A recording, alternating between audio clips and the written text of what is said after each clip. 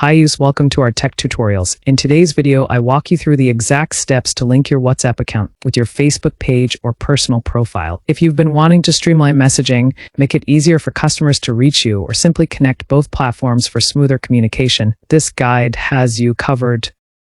Once you link a WhatsApp number to your Facebook page, it becomes visible to anyone visiting your page, making urgent communication easy and accessible.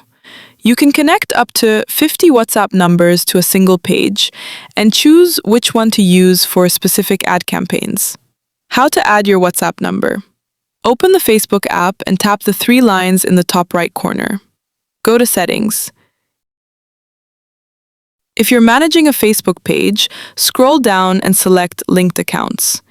If you're using a personal profile, scroll down and choose WhatsApp from the drop-down menu. Select your country and enter the WhatsApp number you want to link. Tap Send Code to WhatsApp.